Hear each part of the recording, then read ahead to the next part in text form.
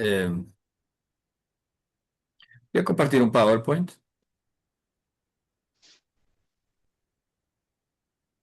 Una pregunta así rápida, ya que salió el tema. Dale. ¿Cuántas materias son de Biblia? 6. Ajá, Son 6. bien. Este,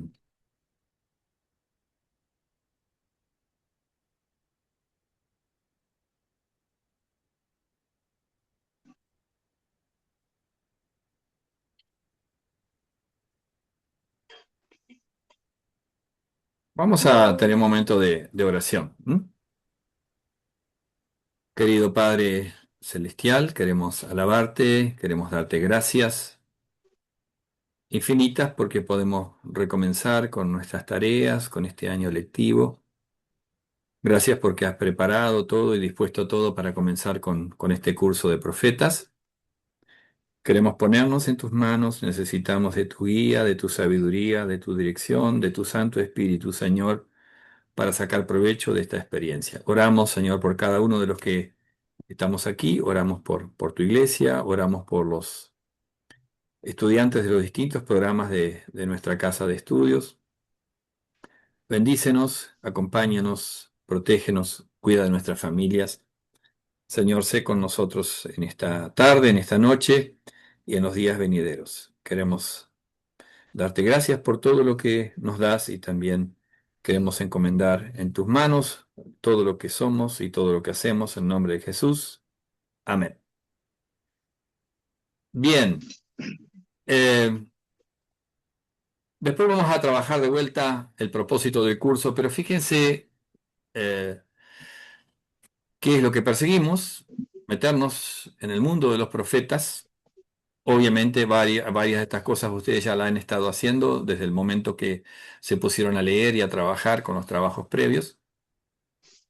Conocer a los principales exponentes del género, interpretar algunas porciones selectas y elaborar un sermón a partir del aprendizaje realizado. O sea, esto sería a grandes rasgos lo que pretendemos hacer en este curso. Pero fíjense cómo termina esto, elaborar un sermón a partir de un aprendizaje realizado. Generalmente cuando ustedes estén estudiando un texto profético, lo van a estar estudiando, puede ser solo con un desafío individual de lectura y de devoción, pero muchas veces estarán estudiando un texto con la mira en un sermón del domingo siguiente o en un estudio bíblico. Entonces, estamos interpretando, estamos conociendo con un objetivo que normalmente es trasladar eso al campo de la iglesia, desde el púlpito, del aula, lo que fuera, ¿no? Entonces, me pareció oportuno que esta clase no empezara con clase, sino que empezara con un devocional que en realidad son algunas ideas que voy a extraer del sermón que prediqué el domingo pasado. El domingo pasado, a los que seguimos el leccionario trienal, el evangelio eran las bienaventuranzas, ¿no? Y la lectura del Antiguo Testamento era el profeta Miqueas. Así que cuando yo hago esto, en realidad es también irles mostrando cómo se lee un profeta y cómo lo podemos leer y cómo podemos aprender a leerlo a fin de que eso termine siendo un sermón. Entonces, lo que voy a hacer es leer el texto de Miqueas 6:1-8 y compartirles algunas ideas del mensaje que prediqué el domingo, para que ustedes también vayan tomando nota, sobre todo los más nuevos, de cómo el estudio de un texto deriva finalmente en un mensaje. Así que estamos en devoción, ¿no? Miqueas 6:1-8 dice: escuchen ahora lo que dice el Señor. Levántate y contiende contra los montes, que oigan tu voz las colinas. Ustedes los montes y ustedes los sólidos cimientos de la tierra, escuchen la querella del Señor, porque el Señor tiene una querella contra su pueblo y va a altercar contra Israel. Pueblo mío, ¿qué te he hecho? ¿En qué te he molestado? Respóndeme. Es un hecho que yo te saqué de la tierra de Egipto, que te libré de la casa de servidumbre, que delante de ti envía a Moisés, a Aarón y a María. Acuérdate ahora, pueblo mío, de los planes que urdía Balac, rey de Moab, y de cómo respondió Balaam, hijo de Beor. Yo los traje desde Sittim hasta Gilgal para que reconozcan cuántas veces yo, el Señor, los he salvado. Tú, Israel, preguntas, ¿con qué me presentaré ante el Señor? ¿Cómo adoraré al Dios Altísimo? ¿Debo presentarme ante Él con holocaustos o con becerros de un año? ¿Le agradará al Señor recibir millares de carneros o 10.000 ríos de aceite? ¿Debo darle mi primogénito a cambio de mi rebelión? ¿Le daré el fruto de mis entrañas por los pecados que he cometido? Hombre, el Señor te ha dado a conocer lo que es bueno y lo que Él espera de ti, y que no es otra cosa que hacer justicia, amar la misericordia y humillarte ante tu Dios.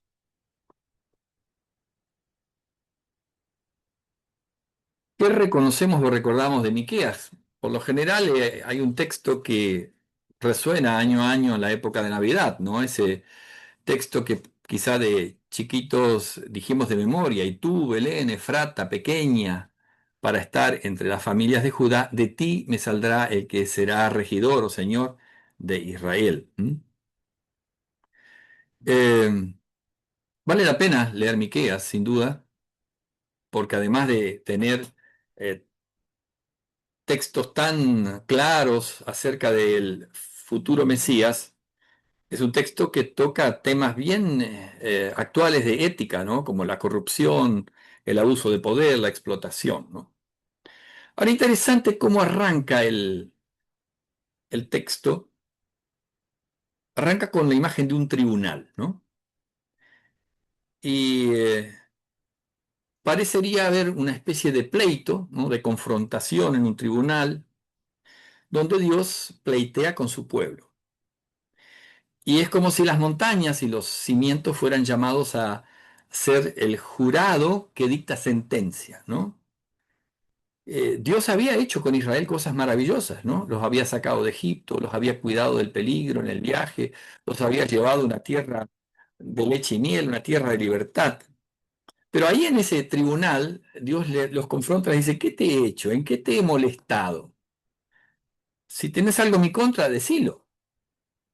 Es obvio que Israel no tiene nada para aludir, ¿no?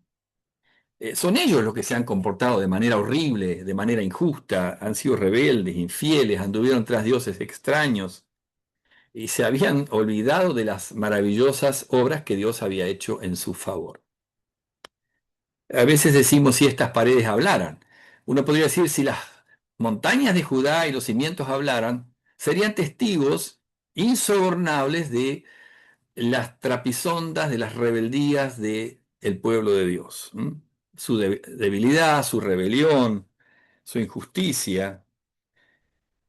Pero lo que sorprende realmente que en medio de este lenguaje confrontativo de Dios con su pueblo, Dios, sin embargo, dos veces en el texto usa una expresión muy dulce, muy cercana, pueblo mío, pueblo mío.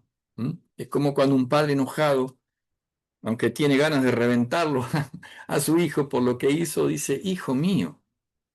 Dios no se resigna y persiste en conquistar el corazón de su pueblo. Y así somos, porque esto es un muy buen retrato de cada uno de nosotros, ¿no?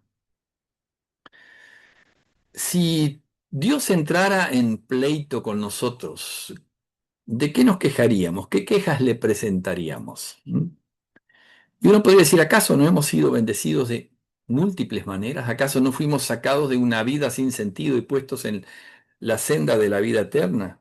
¿Acaso Dios no nos ha cuidado del peligro de mil maneras? ¿Acaso no envió pastores y mensajeros a nuestras iglesias? ¿Acaso no nos sigue considerando miembros de su iglesia? ¿Acaso no nos provee Biblias, catecismos, himnarios, cursos de teología? La pregunta es, ¿qué diríamos contra Dios? ¿De qué nos vamos a quejar? ¿Qué vamos a decir contra Él? Pero así como Israel, ¿qué es lo que hacemos muchas veces? En vez de cambiarnos, en vez de cambiar, en vez de arrepentirnos, en vez de pedir que Él nos transforme, pensamos que en el fondo hay una chance de comprar la buena voluntad de Dios. Y la manera en que hacemos las paces cuando algo se rompe en nuestro contexto, eso también revela nuestro corazón. Porque la religión natural parte de esta premisa de que algo podemos hacer para comprarnos la buena voluntad de Dios. Y pensamos que es posible cambiar el corazón de Dios con una especie de soborno en vez de pedir y buscar que Dios cambie nuestro corazón. Fíjese el texto: ¿con quién me presentaré ante Jehová y adoraré al Dios Altísimo? Me presentaré ante él con holocaustos, con becerros de un año. ¿Se agradará Jehová de millares de carneros o de 10.000 ríos de aceite? Daré mi primogénito por mi rebelión, el fruto de mis entrañas por el pecado de mi alma. La imagen esta que ven aquí nos representa. A veces representa la manera en que solemos hacer las paces o buscamos hacer las paces cuando hay conflicto, cuando algo se rompió. Y en vez de decir a veces, estuve mal, me arrepiento, no tenía que haberlo hecho, necesito tu perdón, necesito que me ayudes a superar esto, aparecemos con un regalo. Y pasa mucho, ¿no? Padres que en vez de reconocer que quizá no le prestaron atención a sus hijos, en vez de contenerlos, en vez de acompañarlos, en vez de reconocer su vulnerabilidad, buscan regalar cosas, ¿no? Algunos hasta se pueden dar el lujo de regalar un auto, ¿no? En vez de ser para el otro, en vez de estar presente. Entonces, con ese regalo, lo que a veces pretendemos es fingir una bondad y una generosidad que no es genuina. Y a veces andamos así por la vida como perros que volcaron la olla, pensando que un gesto bueno puede cambiar la situación. Ahora, si nos conducimos así entre humanos, imagínense cuánto más grave es si queremos hacer esto con Dios.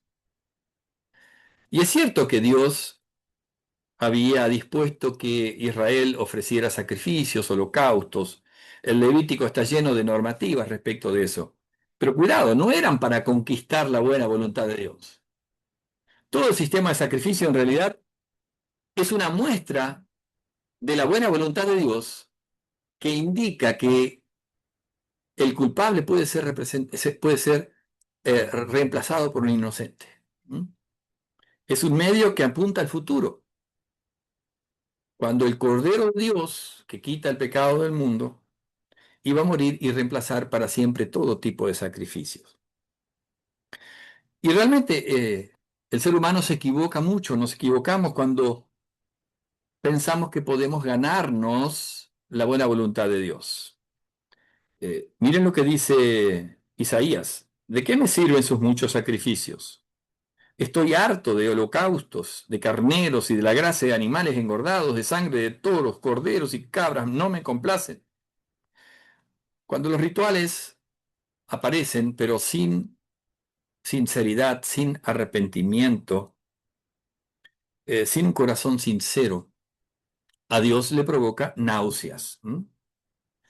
Incluso dice, si uno llegara a sacrificar su propio hijo, eso no va a alcanzar para hacer las paces con Dios. En Israel esto llegó a ser práctica en algún momento, ¿no? Por eso Levítico dice, no profanarás el nombre de tu Dios entregando a tus hijos para que sean quemados como sacrificio a Moloc. Qué cosa horrible, el ser humano extraviado pensando que puede doblegar la voluntad de los dioses a través de sacrificio. Pero miremos esta imagen. No se trata de que nosotros finjamos una bondad que en realidad no tenemos. Dios no se deja sobornar. Pero hay un juicio en el que finalmente la paz será lograda. Y era necesario, repito, era necesario que el mismo Dios fuera culpado de nuestros fracasos y sea él puesto en el banquillo de los acusados. Porque cuando Pilato está allí condenando, en realidad Pilato es un representante de toda la humanidad corrupta que debería morir, que pone al santo en el banquillo de los acusados y lo declara culpable. La horrible sentencia de muerte no recae sobre nosotros, sino sobre el santo, el justo. Y Dios con un amor indescriptible, inconmensurable, incomprensible, ¿no? Por eso se habla de la locura de la cruz. Dios deja que lo sienten en ese lugar. Y si hay un sacrificio que finalmente va a traer paz, que va a servir para hacer las paces, es que Dios mismo sacrifique a su Hijo amado. Miren lo que pregunta Miqueas: ¿debo darle mi primogénito a cambio de mi rebelión? ¿Le daré el fruto de mis entrañas por los pecados que he cometido? Nuestro pecado, mi pecado, tu pecado, no podía ser expiado, no podía ser cubierto, no podía ser removido, a menos que la sangre santa, inocente y preciosa del unigénito Hijo de Dios fuera derramada. El domingo anterior habíamos reflexionado sobre: he aquí el Cordero de Dios que quita el pecado del mundo. No son nuestros corderos los que van a apaciguar, no son nuestros ríos de aceite, ni siquiera el Hijo de nuestras entrañas. Es el Hijo entrañable de Dios, que viene desde el seno de Dios de la eternidad, el que va a ser puesto en el altar de la cruz y va a morir por todos para anular todo conflicto y toda enemistad. Y ese es el que finalmente va a encarnar en sí mismo todo lo que es justo, todo lo que es bueno, todo lo que es recto. Y termina el texto de Miqueas: hombre, y podríamos decir hombre, mujer, el Señor te ha dado a conocer lo que es bueno, lo que Él espera de ti, lo que no es otra cosa que hacer justicia, amar misericordia y andar en la humildad ante Dios. ¿Mm? Dios nos enseña una y otra vez que el camino tan natural del ser humano, a veces de conquistar la buena voluntad de Dios, está errado, ¿no? El Salmo 51 dice: tú no te deleitas en los sacrificios ni te complaces en holocaustos. De lo contrario, te los ofrecería. El sacrificio que te agrada es un espíritu quebrantado. Tú, oh Dios, no desprecias al corazón quebrantado y arrepentido. Y cuando comprendemos cabalmente estas palabras, se torna posible hacer las paces con Dios, vivir en paz con Dios. ¿Mm? Y también hacer las paces con nuestro prójimo, porque todo conflicto generalmente encierra esta negativa a ser sinceros y abiertos y a buscar el camino del arrepentimiento que trae verdadera paz, ¿no? Ser religioso no implica ni ser espiritual ni ser sincero. ¿M? Así que luchamos día a día para que esa vieja humanidad inclinada a lo malo sea ahogada, ¿no? Y que Cristo sea finalmente el todo de nuestra vida. Y como decía la epístola del domingo pasado, Cristo es nuestra justicia, nuestra sabiduría. Todo en Él y con Él. ¿M? Podemos apropiarnos de lo que realmente es bueno. Podemos conocer lo bueno y también abrazarlo. ¿M? Hacer justicia, amar misericordia y humillarnos ante Dios. ¿M? Y por eso también, a la luz de estas palabras, empieza a tener sentido palabras tan lindas, pero tan extrañas para el mundo como las del Sermón del Monte, ¿no? Bienaventurados los pobres en espíritu, los mansos, los misericordiosos. ¿M? Pero cuando el amor de Dios inmenso, incomprensible, un amor de locura, ¿no?, conquista nuestro corazón, estas palabras también dejan de ser un lenguaje extraño y se transforman en una evidencia de que Cristo está con nosotros y nosotros estamos en Cristo. Amén.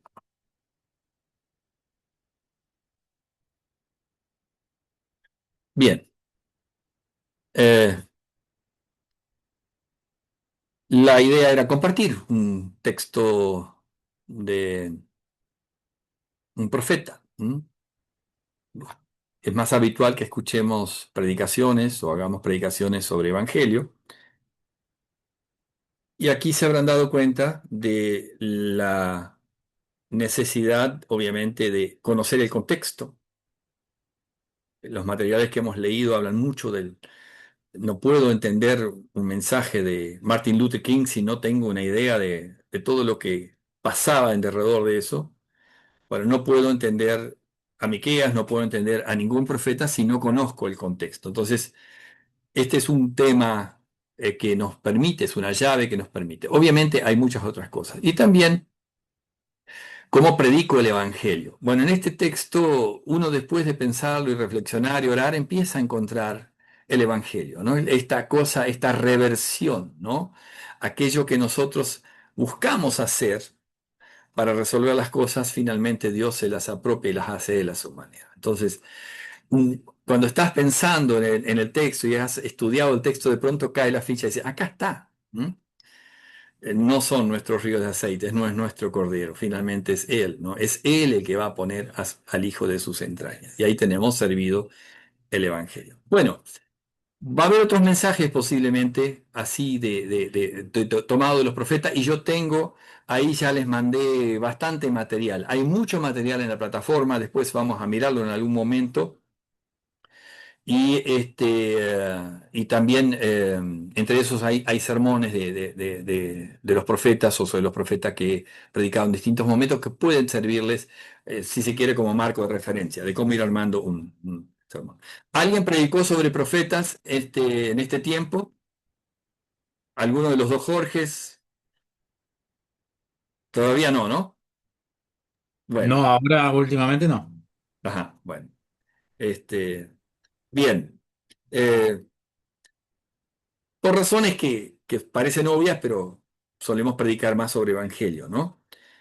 En el caso del domingo pasado, yo había predicado sobre el Sermón del Monte en la Concordia, noviembre, el día de Todos los Santos. Entonces, volver a predicar sobre el Sermón del Monte, podía haberlo hecho, pero me pareció, digo, bueno, el Evangelio, digo, eh, como es la profecía, ¿no? El texto profético me quedaba bien. ¿Mm? Eh, Sergio, bienvenido. Este, si querés saludar y ¿Qué compartir tal? algo, Ecclesio Sí, también cómo no, estuvo. no, quería, bueno, sumarme llegué un poquito tarde por un problema acá doméstico, pero bueno, acá estamos, saludando bueno, en este inicio de año, de la primera actividad que tenemos acá con los estudiantes, así como nos queríamos acompañar, saludar y bueno, y también participar de este momento devocional. Así que bueno, de nuestra parte, contento que puedan estar todos compartiendo este tiempo y empezando a trabajar y bueno, como siempre, preparándonos para conocer más, mejor y también predicar de una manera más clara el Evangelio de Cristo. Así que bueno, también le damos la bienvenida a Claudio, ¿sí? Claudio Friedrich, de Misiones. Bienvenido, Claudio, de Gracias, nuevo al seminario, ¿no? buenas tardes, Sergio, gracias. Ahí está, así que bueno, un gusto, una alegría volver a verte. Bueno, bien, era simplemente para eso, saludar nomás y acompañar así con estamos Antonio que siga. Bueno, Bueno, con lo planeado para esta tarde. bueno, gracias Sergio, gracias Ecclesio, por acompañar. ¿Eh? Vamos a retomar. ¿Eh? Nos vemos. Eh, nos vemos Dios mediante.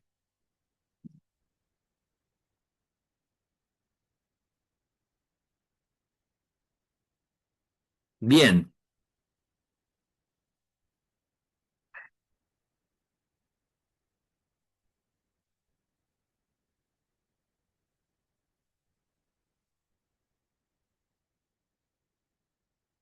bueno, yo voy a estar hablando, pero también tengo previsto que ustedes hablen. Así que no van a estar ahí silenciosos, ¿eh? Tengo distintas estrategias para hacerlos trabajar en grupo. En algún momento vamos a trabajar en salas.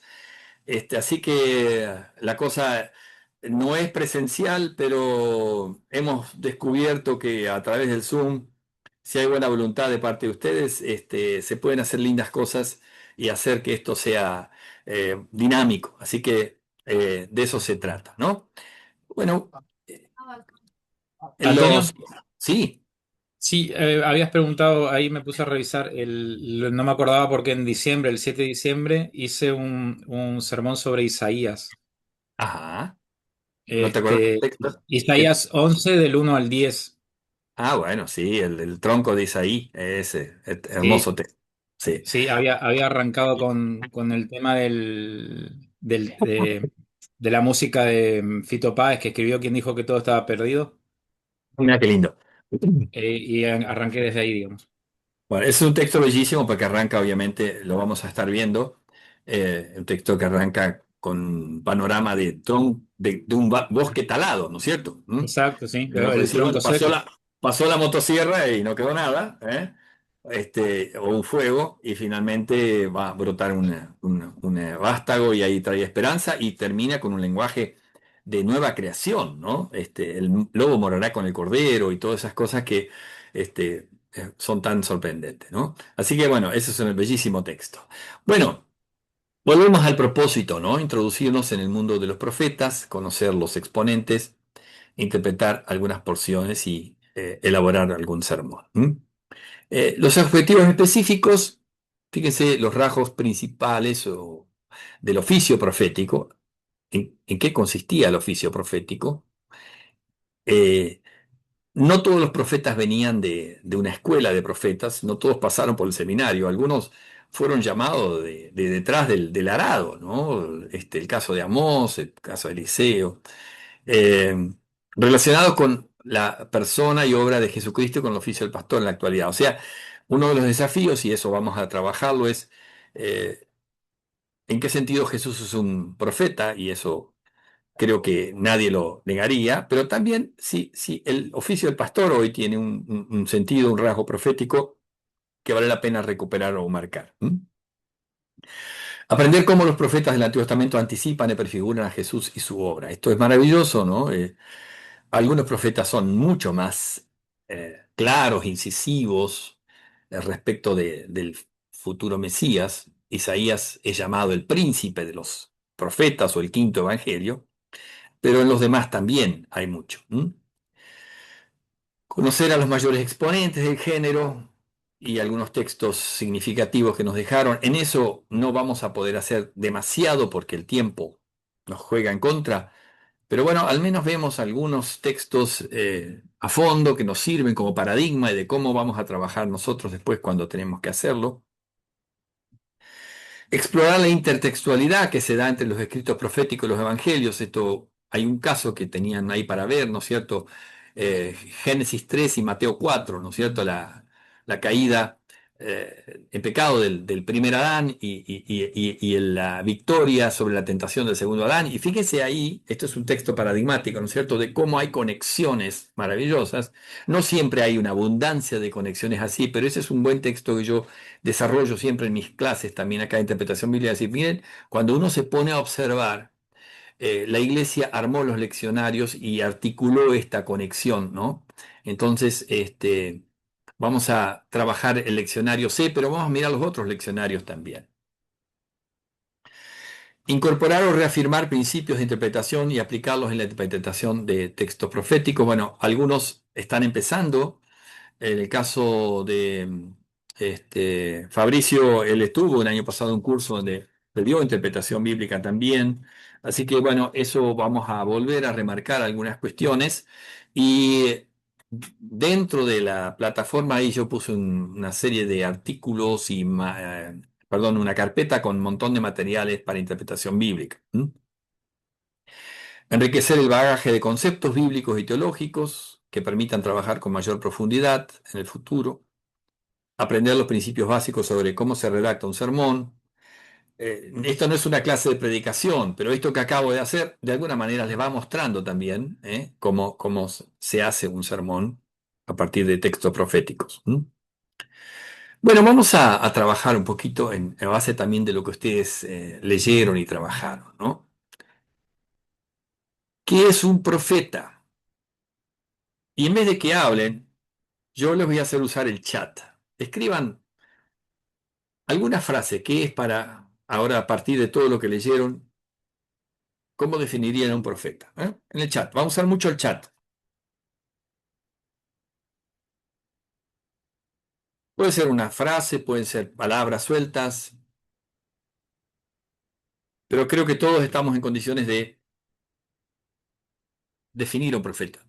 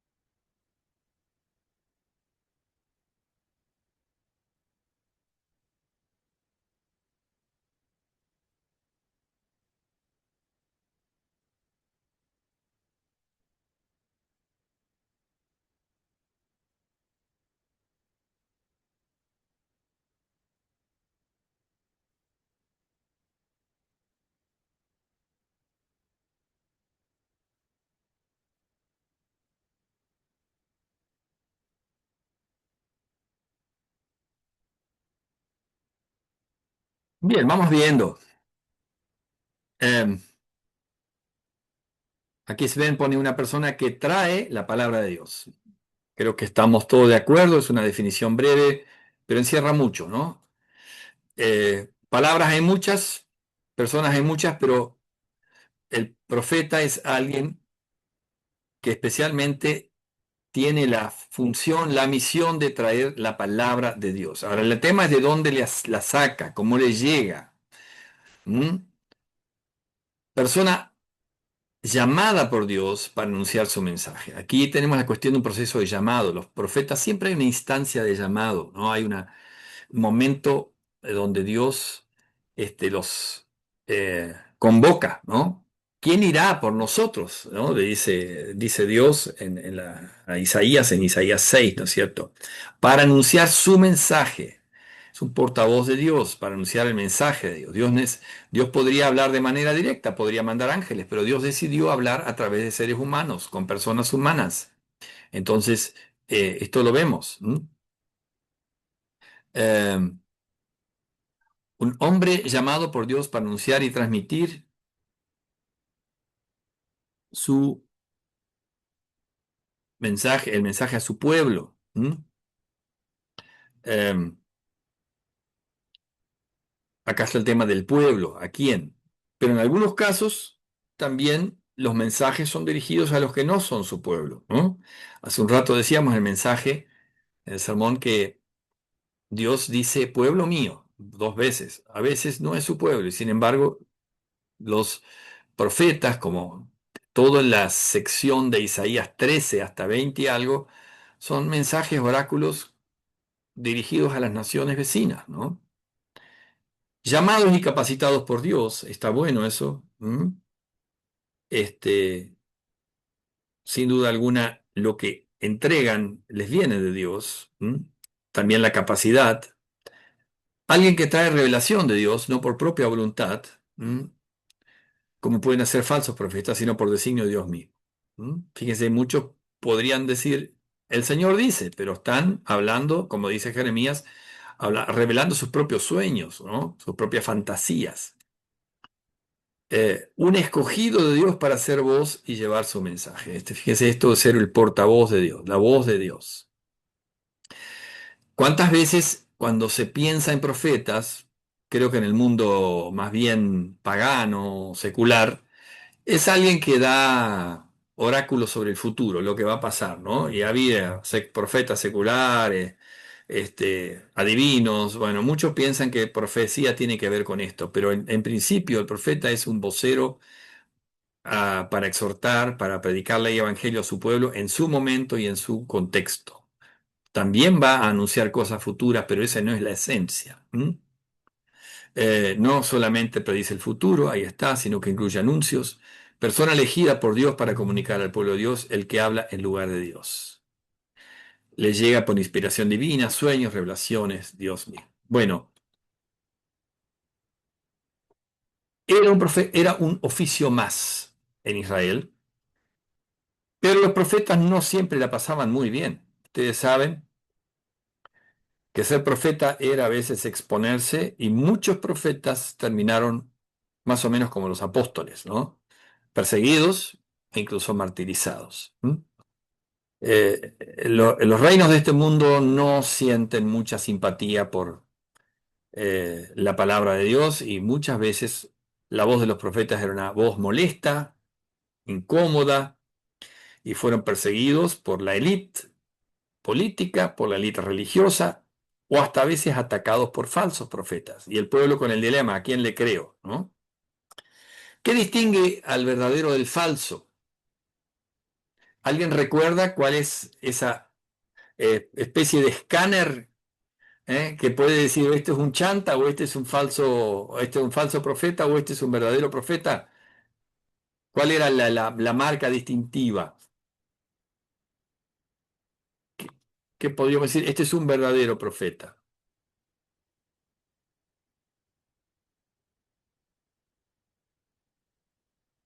¿Recuerdan?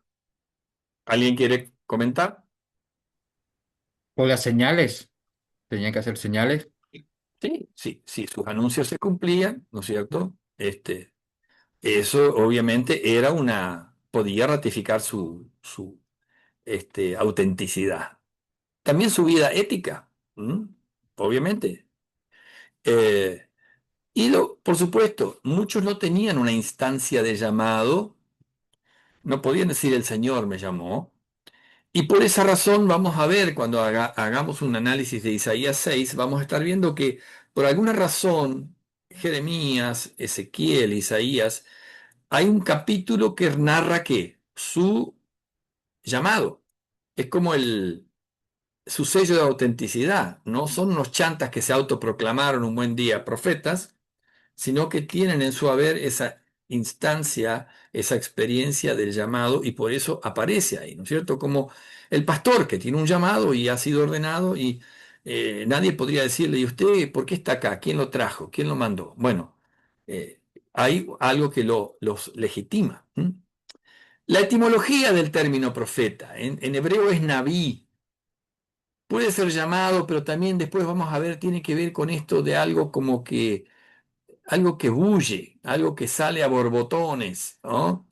Pero Naví, los Nevi'im son una de las secciones del canon, ¿no? Del Antiguo Testamento. ¿Cómo eran llamados? ¿Todos había un llamado estándar o había distintas instancias, distintas maneras?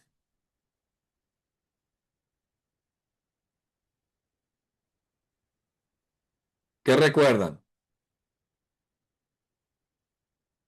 ¿Cómo fue llamado, por ejemplo, Samuel?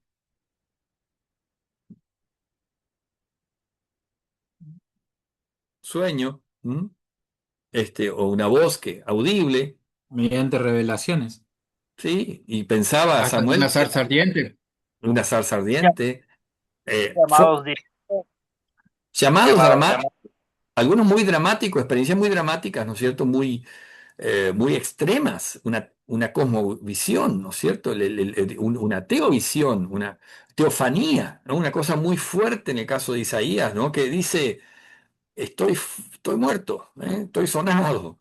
Semejante cosa que tiene que presenciar y va a presenciar, ¿no? Distintas maneras. De otros no se narra, pero eran conscientes de su llamado. Esto es importante. Tenían conciencia de que eran llamados.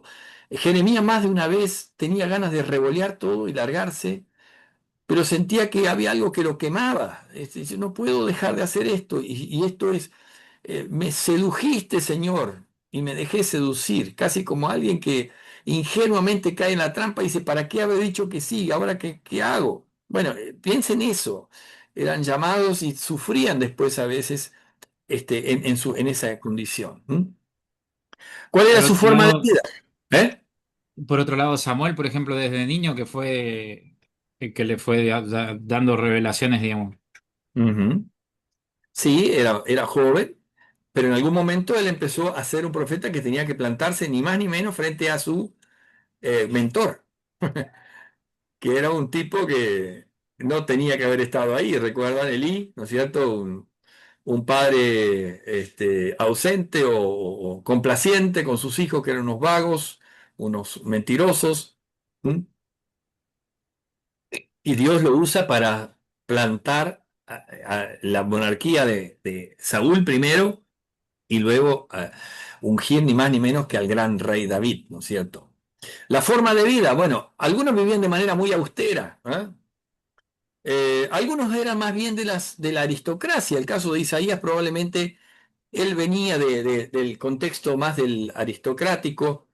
El caso de Amós era una persona que podíamos decir de clase media, tenía acceso a los ricos, pero otros vivían una economía Da- muy austera.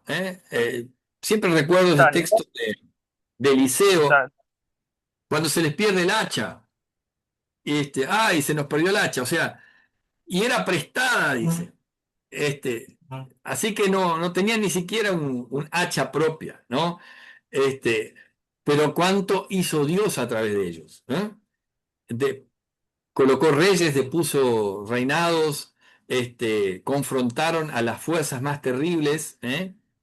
Pero también vivieron momentos de extrema soledad, vulnerabilidad, como el caso de Elías, el gran Elías que se va y se retira en solitario y pide que más vale morir porque no soporta todo lo que le ha tocado, ¿no? ¿Cómo es la actividad de los profetas? Después vamos a ver un poquito las teorías que hay de los últimos, las últimas décadas, del último siglo, si ellos solamente hablaban, si hablaban o escribían. Algunos dicen, los profetas solo hablaban mensajes cortos, medios poéticos, pero no escribieron nada. Lo que escribieron lo escribieron las generaciones siguientes, sus discípulos. Eso fue un texto que empezó a rodar, que empezó a crecer, pero después hay que con un bisturí ir buscando a ver qué era auténticamente el profeta y qué es posterior. En realidad también hay quienes dicen, no, en realidad escribían más de lo que pensamos, pero en realidad las dos cosas confluyen. Una cosa no quita la otra. ¿M? No eran analfabetos. ¿M? ¿Cómo fueron situados en el canon hebreo? Bueno, también eso vemos que los profetas obviamente fueron canonizados y en algún momento estos textos, después posiblemente del exilio, muchos de ellos, ellos vieron en esas palabras de revelación divina y se dieron cuenta de que se estaban cumpliendo las palabras de los profetas y de que no eran unos chantas. Muchos habían anunciado destrucción, pero también habían anunciado regreso, habían anunciado una recuperación del estatus de Israel que podía volver. Bueno, cuando esas palabras empiezan a cumplirse, eso da credibilidad al profeta, pero sobre todo a quién le da credibilidad, al Dios del profeta, ¿no? Bien, miren estos textos acá. Lo voy a... Lea el que entiende.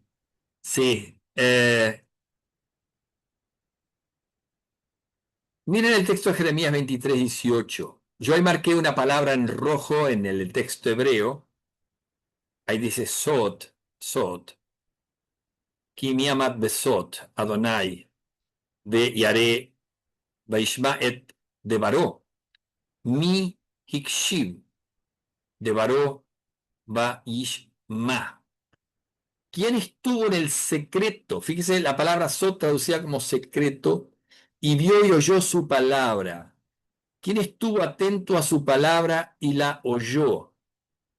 Jeremías, cuando hace esta pregunta, ¿qué podemos deducir de eso? Que él sí estuvo en el Sod de Dios y vio y oyó la palabra que los falsos profetas no habían oído, como que él estuvo en un lugar privilegiado y Dios le dio la oportunidad de escuchar, de ver cosas que el común de los mortales no veía. Acá tenemos Amós 3. Dice, porque no hará nada Jehová, el Señor, sin revelar su secreto, el sot de él, a sus siervos los profetas. A partir de esto, ¿qué entendemos como el sot? ¿Cómo más se podría traducir esta palabra secreto? ¿Qué les parece? Busquen en sus propias versiones. Las acciones que Dios va a hacer o hace. Busquen en sus propias versiones. A ver qué otra palabra se usa para eso. Se usan otras palabras. Acá sot parece secreto, pero hay otras palabras posibles. Y esto nos da a nosotros una perspectiva muy interesante sobre qué distingue a los profetas del común de los mortales y qué privilegio tuvieron. A ver si alguien encuentra una palabra distinta ahí. Consejo. Consejo. Ah.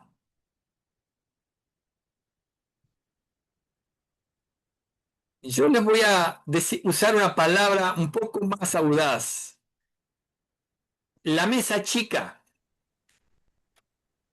donde se designan o se determinan los designios del mundo. Miren do- ustedes, donde se cocina la cocina del poder. Entonces dijo Jehová a Satán, Jehová te reprenda, Satán. Jehová que ha escogido a Jerusalén te reprenda. ¿No es este un tizón arrebatado del incendio? Zacarías, ¿dónde alguien puede ver semejante escena? Dios reprendiendo a Satán. Eso no se da en la tierra. Esas son visiones que se dan en un concilio, en el sot de Dios.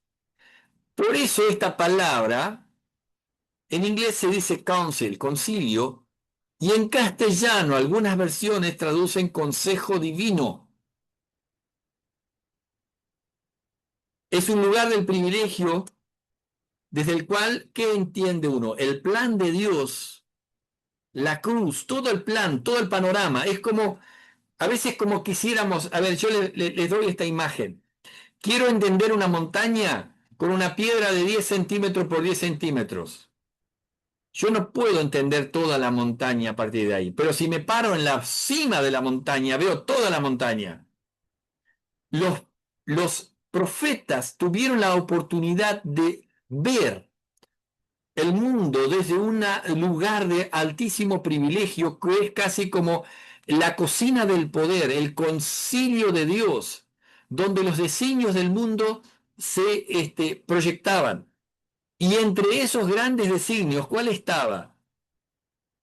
El plan de Dios para la humanidad a través de Jesús. Por eso podían hablar del Mesías de la manera que hablaban. Tienen todo el panorama. Ven toda la línea de la historia de la salvación. ¿Qué le pasó a Job? Ustedes saben, Job tiene una experiencia horrible de sufrimiento, no puede entender a Dios, y uno de los amigos de Job en algún momento le pregunta casi con burla, ¿acaso tenés parte en el consejo de Dios? ¿Acaso eres el único sabio? Como esta idea de decir, Job, vos no la podés tener tan clara, no estuviste en el consejo de Dios. Y uno podría hasta decir, Job, si hubiera tenido parte del consejo de Dios, habría visto cosas que le habían permitido entender o por lo menos atravesar esa experiencia que le tocó. Tan terrible, ¿no? Fíjense Job 15:8. ¿Oíste acaso el secreto de Dios? Está limitada a ti la sabiduría. Acá están las dos eh, traducciones. Una habla de consejo y otra habla de secreto de Dios. Hablemos un poquito de esto. ¿Qué quiere decir todo esto?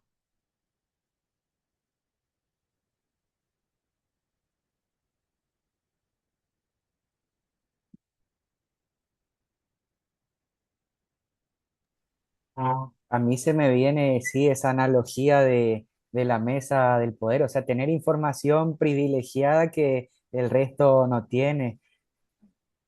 Por ejemplo, si fuera un ministerio, mañana se va a tomar tal medida que el resto no lo tiene y los que están en la mesa, sí, por eso podían saber. Exacto. Siempre había en la Argentina algunos que se enteraban que iba a haber devaluación y que iba a haber feriado bancario, ¿no? Bueno, algunos tienen acceso por alguna razón. Bueno, imagínense saber cuál va a ser la movida de Dios en el tablero de la historia. Saber qué pieza va a mover Dios y qué va a pasar con tal imperio. Y verlo como una película adelantada. Es extraordinario eso. Entonces, los profetas no eran unos iluminados, unos locos, sino que estos textos nos hablan de qué información extraordinaria y calificada tenían para entender el actuar de Dios y también de cómo la historia iba a fluir. Obviamente una historia que fluye sobre todo, pero confluye. ¿A dónde? En la cruz. Una historia que fluye, pero especialmente una historia que confluye en la cruz. Bueno, no sé si esto lo tenían en cuenta, pero esto es un tema muy importante que a los profetas hay que tomarlos muy en serio. Bueno, pobre aquel que no hizo caso de los profetas, porque Israel después de qué se dio cuenta, de qué se lamentaron, que el profeta que les había hablado con la mano en el corazón les había dicho, ojo, cuídense, esto se pone bravo, va a pasar esto, se reían de él. Al pobre Jeremías lo mandaban a un pozo, lo trataban de vendepatria, de cipayo, ¿eh? Hoy dirían un cipayo porque está hablando a favor de los poderes extranjeros. Él les dice, no, esto se pone feo. Cambien su corazón, cambien su vida, cambien su conducta. Nada, no, estaban embobados, querían escuchar cantos de sirena, ¿eh? Querían escuchar el canal que les daba información que corroborara su corazonada, ¿no? Entonces, nada es distinto en la historia tampoco, y hay muchas cosas que se repiten, ¿no? Pero bueno, creo que esto es un buen tema que eh, quería traerles. Fíjense la etimología del término profeta, Naví, de ahí viene Nevi'im, es algo que burbujea, ¿no? Interesante esto. ¿Y qué dicen los profetas? En algún momento dice, palabra que vino a mí. Es algo que está en su mente, está en su corazón, es algo sensible al oído, no es un simple sueño, es algo de lo que son conscientes. No, no es que están en un éxtasis perdidos, sino que es algo que les llega de lo que ellos lo pueden percibir. Y alguno dice, cuando la palabra viene es como una cosa, una acción, una cosa, alguna hipostática, un ser, ¿no? No es algo psicológico interior, es algo que viene de afuera, que tiene corporalidad. Entonces, esto hace más fuerte todavía todo lo que tiene que ver con el proceso que vivía un profeta cuando le llegaba la palabra. Por eso era tan fuerte. Por eso, aunque hubiesen querido decir no pasó nada, yo esto lo ignoro. Dentro de Jeremías era como un fuego que quemaba. No podían callarlo, no podían dejarlo, ¿no? Entonces, esa sensación de algo real, de algo concreto, eso era parte del proceso. Bueno, Jesús era un profeta y ustedes tenían la tarea de eh, ver por qué. A ver, anoten en el chat por qué Jesús es un profeta. Hay muchas razones, pero algunas que nos vienen a la mente ahora. Anoten en el chat.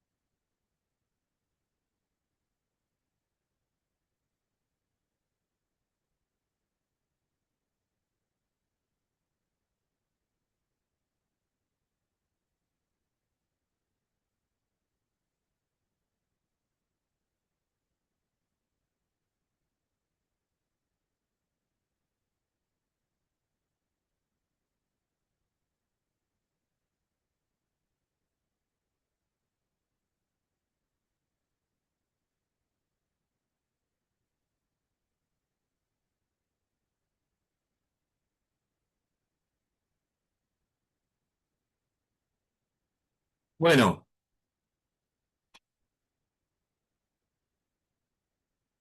acá tenemos algunas cuestiones que han ido anotando. ¿Mm? Habla en nombre de Dios, yo soy. Él puede citar a los profetas, pero él nunca dice Dios dice. Él dice yo soy. ¿Mm? Yo digo, más yo os digo. Él puede hablar en nombre de Dios como si fuera Dios mismo, llamado y enviado para anunciar el plan de Dios para el mundo. Obviamente él cumple las profecías que había acerca del Mesías. Sus rasgos reflejan su ministerio, su rechazo y sufrimiento. Es la palabra hecha carne. Nos trae el mensaje de Dios. Nos muestra el corazón de Dios, ¿no? Actúa como portavoz divino. Confrontó al pueblo. Cumplió bien su misión profética. ¿Eh?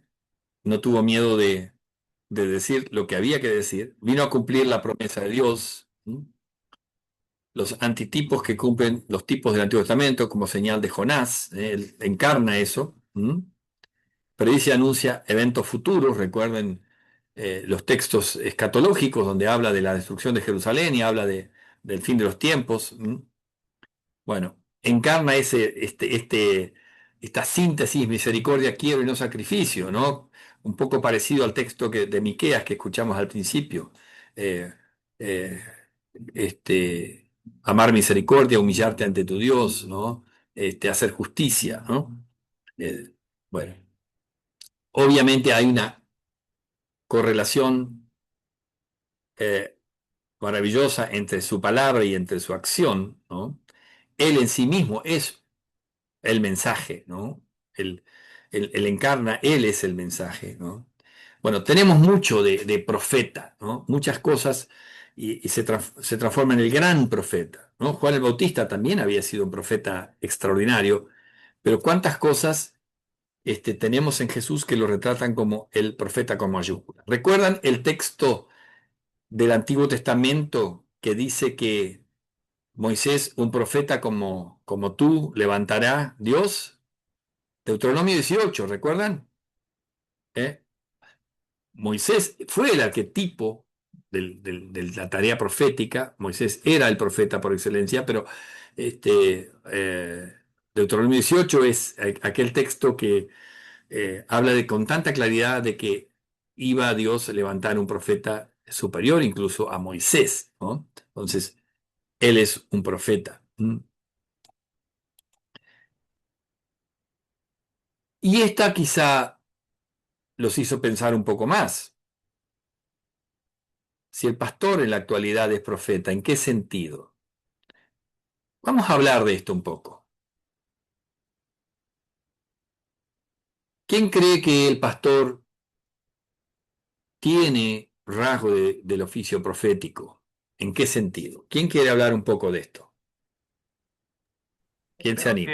que, creo que primero y principal, ¿no? Es ser el portavoz de Dios en el mundo, ¿no?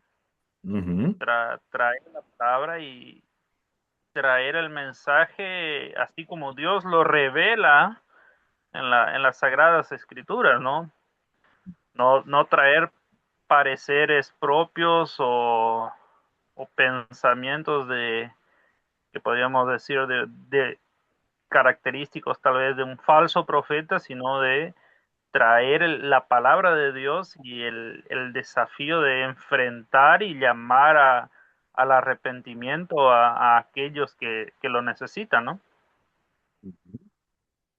Sí, fíjense el tema de la ley, ¿m? Predicada, presentada con rigor, con dureza, con firmeza, pero el Evangelio con toda su dulzura, ¿no? Y sin duda alguna, ni adulterar una cosa ni la otra, ¿no? No dar pareceres propios. El pastor es un mensajero. ¿Qué más? ¿En qué sentido el pastor es un profeta? También tiene un llamado, porque somos llamados también a anunciar el Evangelio, y eso está Ujú, dentro de la Gran Comisión. ujú, sí. Y es un oficio puesto por Dios, no es un oficio creado por la iglesia o por los humanos, ¿no? Este es un oficio divino, Entonces, creo que el pastor tiene que tener esta certeza. No estoy acá porque elegí estar, porque me gusta, porque me conviene, es donde Dios me puso.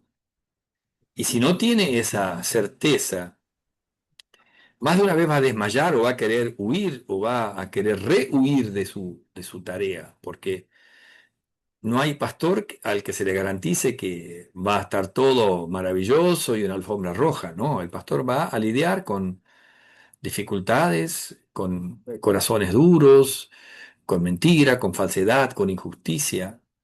Entonces la tarea a veces es confrontar y llamar las cosas por su nombre, ¿no? Fíjese el profeta, ¿cuántas veces tenía que advertir a una generación? Si siguen así, la cosa se pone mal, va a pasar esto, se van a estrellar. Entonces, la tarea del profeta era de advertencia, de despertar del sueño de pecado, ¿no? Amós tiene mucho de eso. La tarea de Amós era considerada como el rugido de un león. ¿Y por qué ruge el león? Bueno, el león, esto se ha estudiado, hay dos clases de rugido. Hay un rugido del león que se da cuando el león está satisfecho y comió su presa, casi como un buen provecho. Pero hay un rugido terrible y aterrador que usa el león para aterrorizar y paralizar a su presa. Hay animales que cuando el león ruge se paralizan y ahí permite que el león caiga sobre ellos. Entonces, la idea del profeta como un león es que tiene que despertar a los pecadores de su sueño de muerte, ¿no? Es el despertador. Entonces, ahora, ¿es simpático eso? No, definitivamente no es ni simpático ni es popular, pero es la tarea de Dios, ¿no? Bueno. ¿Qué otra cosa podemos decir sobre el pastor como profeta hoy? Que la autoridad que tiene no es por capacidad propia, sino que es justamente por el llamado que Dios y luego es confirmada a través de las señales y el cumplimiento de esa palabra y ese mensaje. Sí, no habla en nombre propio, no habla en un yo les digo. El Señor dice, habla en nombre de, es representante de, yo creo que ese es un punto importante. Este, no es palabra humana, es palabra divina. Y por eso también tenemos la fe y la certeza de que Dios va a hacer su obra con esa palabra, ¿no? No es cualquier palabra. Es una palabra que puede romper el corazón más duro, y que puede sanar la herida más profunda, ¿no? Entonces, qué lindo es que los pastores, aunque a veces puede que tengamos dudas o luchas, pero no perder esa fe en la eficacia de la palabra. ¿Por qué? Porque la historia de la iglesia es una historia llena de testimonios, de historias de personas eh, que han sido cambiadas por la palabra de Dios. Personas, el propio apóstol Pablo, un perseguidor de la iglesia que finalmente deviene en el gran apóstol, ¿no? ¿Alguna otra cosa? Y eso por Sí, ahí un comentario, ¿no? Principalmente por ahí para aquellos jóvenes, ¿no? Pastores jóvenes, ¿no? Descansar en que no soy yo el que estoy hablando, sino que es la palabra de Dios es la que está hablando, ¿no? Y descansar en eso, ¿no? Ujú. Porque muchas veces pasa esto, ¿no? Es decir, ante una congregación o ante miembros, decir, bueno, mayores, tal vez que nos dupliquen en edad y decir, y tal vez puedan pensar, ¿y quién es este para que me venga a hablar o atrae a decir algo, ¿no? Entonces decir, no, no soy yo, es Dios el que está hablando, ¿no? Sí, sí, es importante eso. Que tengamos esa serenidad por un lado, pero también esa certeza, esa convicción para no presentar la palabra de Dios de forma dubitativa, como decir, ¿me permiten decir esto? Como que uno tuviera, no, Dios te manda a decir algo y no va a ser fácil que siempre la gente diga gracias por decírnoslo. Va a haber molestia, ¿no? Va a haber incomodidad. como dijimos ya antes. ¿Por qué los profetas la pasaron tan mal? Porque la palabra de Dios no es algo que es bienvenido en el mundo. Los reinos de este mundo se sienten amenazados por esa palabra. ¿M? Entonces, la tarea del pastor en ese sentido es profética. La iglesia también tiene un sentido profético ante el mundo, ¿no? Mostrar en qué dirección va la historia, ¿no? Muchas veces hay un montón de fantasía respecto de lo que la política puede hacer, la economía va a salvar a la humanidad, la política, la sociología, el humanismo. O sea, se apuesta todo. Lo hemos visto en la Argentina y en otros países donde de pronto en pocos años cambia el color político y toda una forma de decir, bueno, el Estado ahora, con toda su parafernalia y su presencia, va a hacer que esta sociedad ahora sí disfrute de bienestar y se acaben los viejos problemas. Y nos damos cuenta que eso implosiona, porque otra vez, ¿de dónde viene? ¿Mm? Entonces, el pastor es un profeta y tiene que actuar como tal, ¿no? Bien, Perdón, sí, una cosa para aclarármelo un poco. Ahora, lo que yo creo que no le cabe al pastor, a ver si estoy en lo correcto, es en el otro sentido la palabra profeta como vidente, claro. anticipando lo que va a suceder. Mm. Eso por un lado, y por otro lado, la revelación, él no tiene una revelación directa. ¿Mm? Él, Claro, él Él está sometido, sujeto a lo que Dios ya ha revelado en Cristo y ha revelado a través de los profetas. Él no tiene palabra propia. Nosotros no confiamos o no tenemos razón para sostener que Dios sigue revelando cosas nuevas hoy, más allá de Cristo. En Cristo reveló todo lo que tenía que decir. Su última palabra al mundo fue Cristo y su obra. Fuera de eso no hay nada. Y es cierto. A veces el pastor puede decir, puede que esto vaya en tal dirección, pero también hay cosas que no necesitamos ser demasiado sabios para decir, a ver, si en un país hay corrupción y nadie se preocupa y la justicia se pudre, no, ¿quién va a decir esto va a llevarnos a buen puerto? claro, no, Es sin obvio, duda. no hace falta ser Jeremías ni Miqueas para darnos cuenta de que va a terminar mal. Y de hecho, pero ¿qué pasa? Muchas veces los que tienen una voz no la emplean. La Iglesia Católica, ¿cuántas veces el catolicismo en la historia ha sido condescendiente con los poderes, ¿no? Ya sea dictaduras o gobiernos democráticos porque le conviene. Hay miradas, por ejemplo, el Papa Francisco, para muchos una maravilla, pero también hemos visto cómo de pronto en vez de plantarse, por ejemplo, se me viene a la mente, ¿por qué Maduro llegó a donde llegó? ¿Qué cosas hizo el Papa Francisco para frenar eso? Si hasta la propia Bachelet en su momento, vocera de la izquierda, dijo esto es un desastre, están haciendo, masacrando gente en Venezuela, y no decía nada. Entonces, ahí hay un tema. ¿Qué es ser profeta? Es plantarte y decir, Maduro, tengo referencias de los obispos de tu país que dicen que está pasando esto, ¿qué está pasando? Y confrontar. Entonces ahí vemos las volteretas a veces de quien tiene el ministerio de la palabra para quedar bien con Dios y el diablo. Digamos la verdad. Por eso, pero en ese caso, el pastor no estaría hablando por una revelación, no sería una palabra No. revelada, sino en función de su experiencia o su, Sí, sí, su sí. vida. Acá hay un pecado, acá hay una violación Tal de los cual, derechos humanos, tal cual. a ver, porque incluso como lo podamos ver en Amós, Amós confronta con las naciones paganas.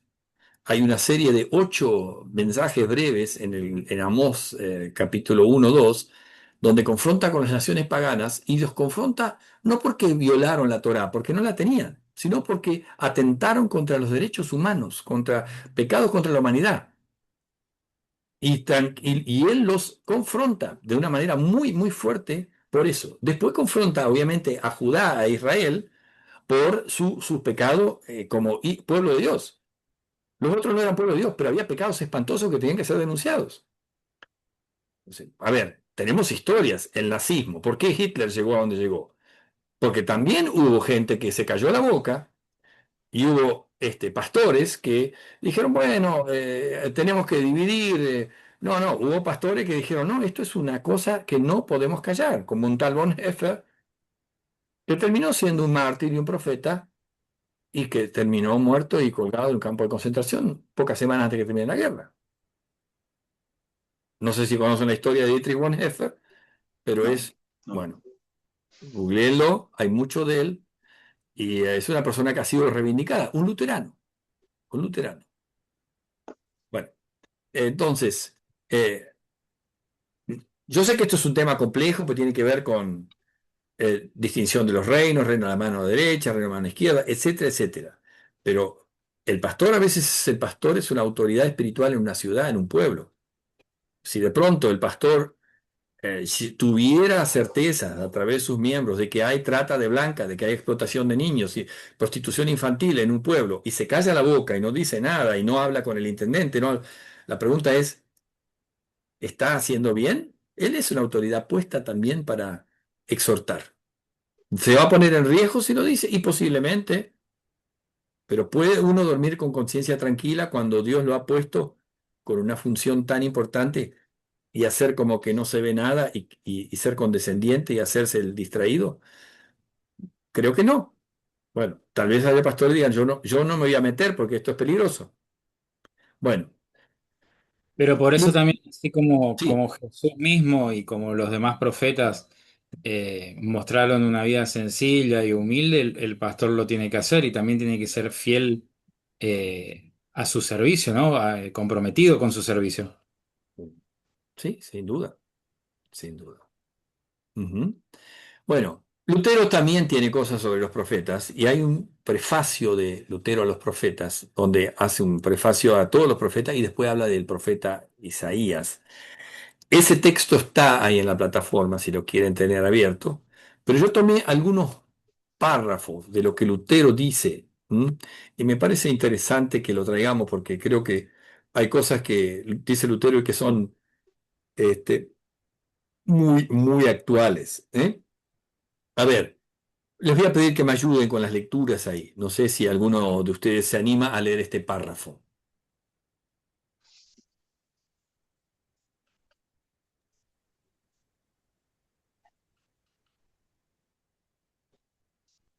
Voy. Con, Bueno, Con, con tales sermones y ejemplos abundantes nos sirven, además, los profetas para que no nos escandalicemos cuando vemos con cuánta seguridad y orgullo los impíos desprecian la palabra de Dios y no prestan ninguna atención de sus amenazas, como si Dios no existiera. Pues en los profetas vemos que a nadie le ha ido bien si ha despreciado las amenazas de Dios, aunque hayan sido los más poderosos, emperadores, reyes o las personas más santas e instruidas bajo el sol. bueno, tiene que ver con lo que hablábamos recién, ¿no? ¿Seguimos? Por otra Es, parte, vemos que no ha sido abandonado nadie que confiara en el consuelo y las promesas de Dios, aunque hayan sido los más míseros, pobres, pecadores y mendigos que hay sobre la tierra, aunque fuese el mismo Abel asesinado o el engullido Jonás. por último. Por otra parte, vemos que no ha sido abandonado nadie que confiara en el consuelo y las promesas de Dios, aunque hayan sido los más míseros, pobres pecadores y... Ah, bueno, se había leído. Pues los profetas nos demuestran con ello que Dios otorga gran importancia al primer mandamiento y quiere ser un padre bondadoso de los pobres y creyentes sin tener a nadie por demasiado insignificante o digno de desprecio. En cambio, es un juez airado contra los impíos y orgullosos y sin tener a nadie por demasiado grande, poderoso, inteligente o muy santo, aunque sea el emperador, el papa, los turcos o el propio diablo. Si algo los profetas van a condenar una y otra vez es el orgullo, la soberbia, el creérsela. Incluso Dios va a usar como instrumento de su ira a los reyes de Asiria o de Babilonia, pero ellos no quedan exentos del juicio justamente por su orgullo. El caso del rey de Asiria, creo que es en Isaías 10. el hacha que se sí, se hace soberbia, ¿no? Contra Dios, ¿no? Contra aquel que la maneja, ¿no? Ensoberbecerse, esa es la palabra. ¿Mm? Sven. Sí, me recuerdo, no me acuerdo bien el nombre del rey, pero que mostró el templo y las cosas que tenía y la riqueza que tenía, y también es como que el orgullo lo llevó a eso, digamos, y a Dios, por supuesto que no le gustó nada. Bueno, eso está en Isaías 39, sobre el final de la primera parte de Isaías, es Ezequías. ¿Recuerdan cuando viene una embajada de Babilonia? Estaban bajo imperio asirio, pero los babilonios tenían afán de independizarse, necesitaban aliados y le mandaron embajada. Y Ezequías los recibe en el palacio y les muestra toda la riqueza. ¿Cuál es el mensaje de Isaías ahí? Esto que ahora les mostraste, esto un día te lo van a venir a buscar por las malas. Y así fue, porque Judá va a caer bajo el imperio babilónico. Y ellos no eran imperio todavía. Fíjense cómo el profeta le está dando un café al rey, confrontándolo, diciendo, fuiste un tonto, no tenías que haber hecho esto, esto es de tu parte orgullosa y carnal que hiciste esto, y para colmo mirá lo que va a pasar, estos ahora en el futuro van a saber que acá hay oro. Y si es más, no solamente eso, vinieron, destruyeron el templo, se llevaron todo y se llevaron a la población, o sea, fue el exilio de las tribus del sur, ¿no? De Judá y las otras tribus del sur. Entonces, fíjense, el orgullo, la soberbia, son algo que es condenado una y otra vez por los profetas, ¿no? Bueno, ¿cómo se interpretan los profetas en el mundo académico en los últimos siglos? Eh, acá voy un poco más rápido, pues son cuestiones teóricas, pero que por ahí necesitan entenderlas. Hay una cuestión que siempre está en relación a los profetas y el culto. Si los profetas eran pro culto, anticulto, si estaban en la vereda enfrente del templo, si eran parte de los poderes del templo. Bueno, esta es una cuestión que se ha discutido mucho en el mundo académico. Después viene la crítica de las formas. O sea, es una metodología de estudiar los profetas que buscan especialmente las formas cortas, antiguas, originales, el famoso Sitzimleben. La otra es la crítica de la redacción. Crítica tiene que ver con la forma de estudio, ¿no? Crítica de la redacción, crítica retórica y conclusiones. Vamos a ver un poquito esto.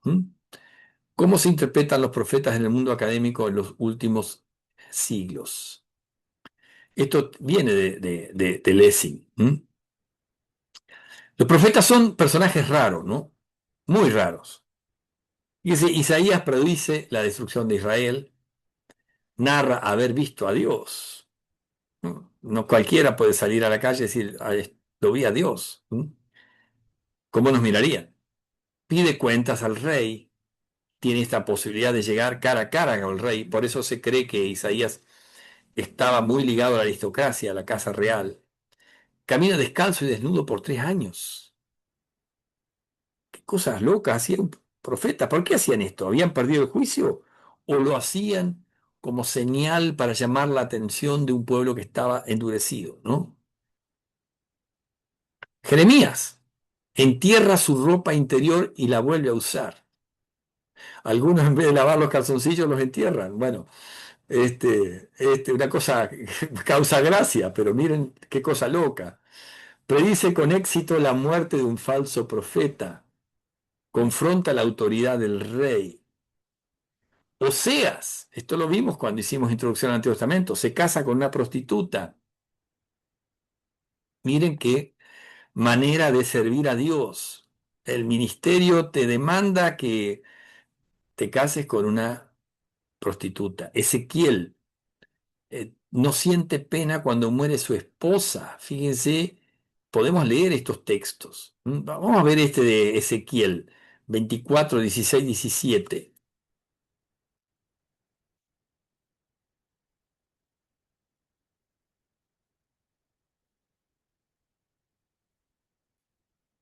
¿Alguno que lo quiera compartir?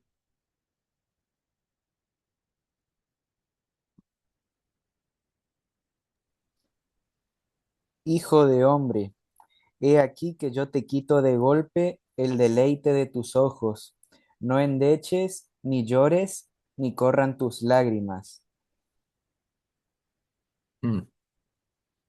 Bueno, Reprime mire, el, sus- sí, reprime dale. el suspirar, no hagas luto de mortuorios, ata tu turbante sobre ti y pon tus zapatos en tus pies y no te cubras con rebozo, ni comas pan de enlutados.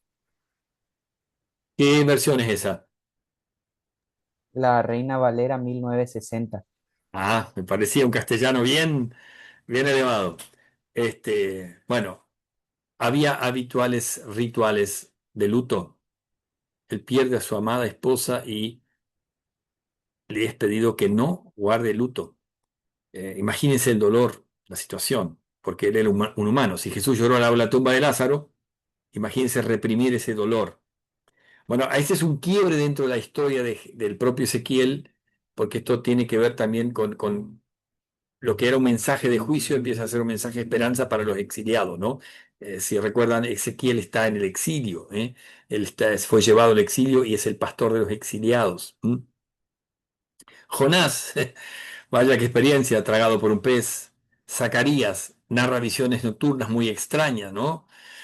Cualquiera diría, ¿qué te tomaste, no? La que está fumando no te pegó bien, dirían hoy, ¿no? Cosas así decimos de gente que dice cosas raras, ¿no? Zacarías, cuando leemos, tiene cosas así muy extrañas, ¿no? ¿Qué pasa con los profetas y el culto de Israel? Entonces, la pregunta es si estaban a favor o en contra del culto. Y hay distintas posiciones, ¿no? Entre los académicos sobre esto. Al comienzo, cuando se empezó a estudiar a los profetas en la academia, decían que había diferencias irreconciliables entre culto y profeta, que estaban en la vereda opuesta, que eran anti-sacerdote, anticulto, que ellos promovían una espiritualidad más sencilla, que no tiene nada que ver con el templo ni con nada. ¿Mm? Fíjense, Isaías 1, 10, 17, ahí no tenemos una muestra más o menos. Vamos a leer ese texto, aunque sea algunos versículos.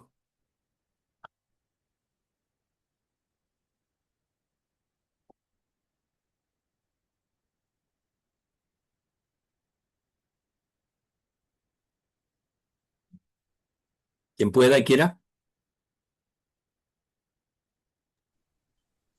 Príncipes de Sodoma, oíd la palabra de Jehová, escuchad la ley de nuestro Dios, pueblo de Gomorra. ¿Para qué me sirve, dice Jehová, la multitud de vuestros sacrificios? Hastiado estoy de holocaustos de carneros y de cebo de animales gordos.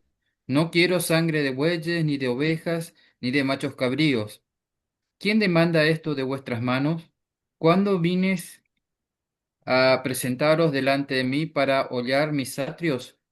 No me traigáis más vana ofrenda, el incienso me es abominación.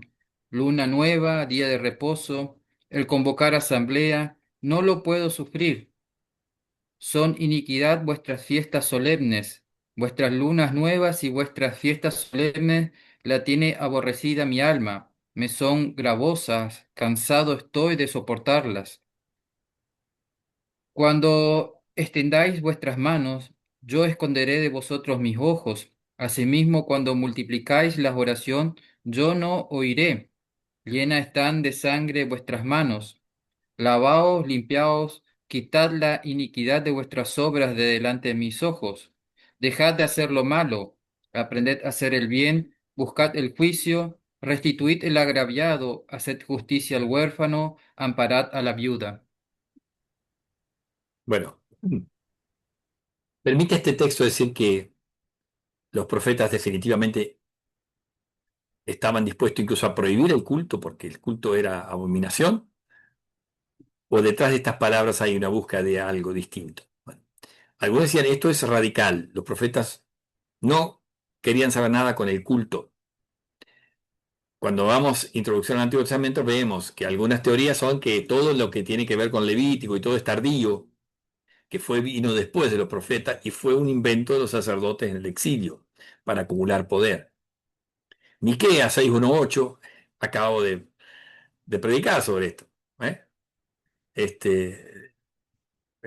Miles de corderos, ríos de aceite. Bueno, pero lo que quiero es esto, ¿ah? Esto es lo bueno. Jeremías 1, 7, 7, 1 a 7, ahí hay un desafío contra el templo, ¿no? Templo del Señor, templo del Señor.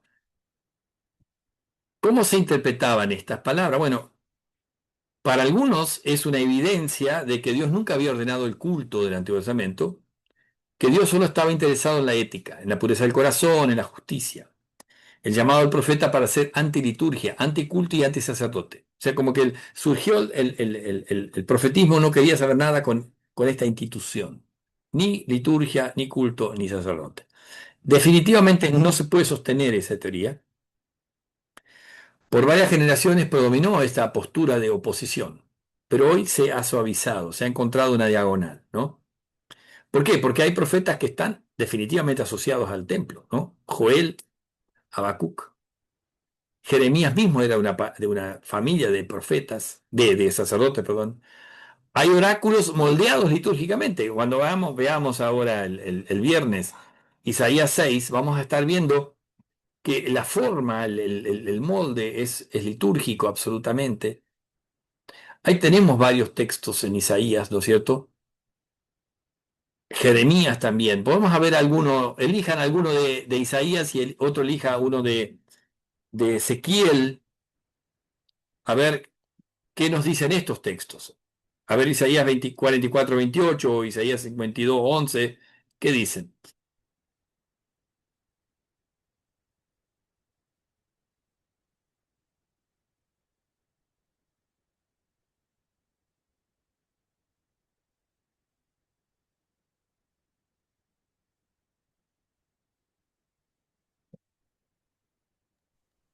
Isaías ¿Escuchamos? 40, Dale. Isaías Ezequiel. 44. No, 44. Jorge. ¿Qué dice de Ciro? Es mi pastor y cumplirá todo lo que yo quiero. Al decir a Jerusalén, serás edificada y al templo serás fundado. Bueno, el profeta está diciendo que Ciro, el emperador persa, va a reedificar el templo. O sea, si sos antitemplo, no podés estar promoviendo como una buena noticia la reedificación del templo. Otro. voy con Ezequiel 20, 40 al 44. Porque en mi Dice. monte elevado de Israel me adorará todo el pueblo de Israel, todos los que habitan en el país. Yo, el Señor, lo afirmo. Allí los recibiré y exigiré sus ofrendas y sus primicias, junto con todo lo que quieran dedicarme. Cuando yo los saque a ustedes y los reúna de todas las naciones y pueblos donde estarán esparcidos en presencia de todas las naciones, los recibiré como incienso agradable y les manifestaré mi santidad. Y cuando yo les lleve a la tierra de Israel, al país con la mano en alto, al país con la mano en alto había jurado a sus antepasados que les daría, entonces reconocerán que yo soy el Señor. Allí se acordarán de su conducta y de todas sus acciones con las que se contaminaron, y sentirán asco de sí mismos por todas las maldades que cometieron.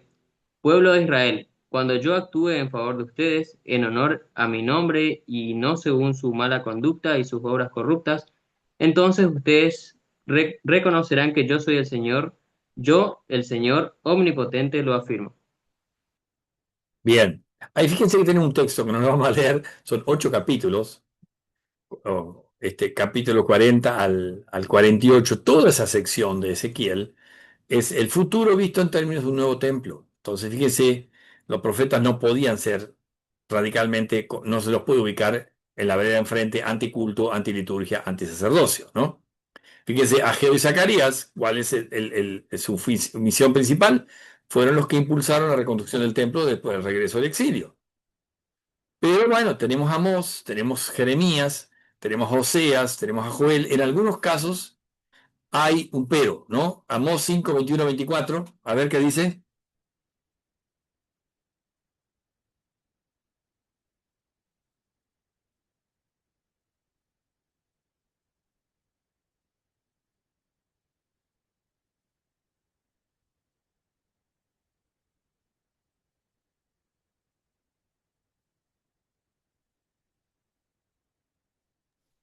Amós 5 del 21 al 24. Aborrecí, abominé vuestras solemnidades, y no me complaceré en vuestras asambleas. Y si me ofreciereis vuestros holocaustos y vuestras ofrendas, no los recibiré, ni miraré a las ofrendas de paz de vuestros animales engordados. Quita de mí la multitud de tus cantares, pues no escucharé las salmodias de tus instrumentos. Pero corre el juicio como las aguas y la justicia como impetuoso arroyo. Qué lindo la frase final esta, ¿no?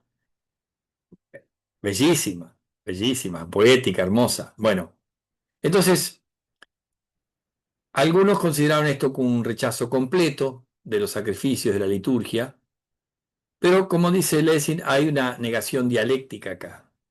Conceptos en oposición que aparecen incompatibles, pero en realidad no son incompatibles.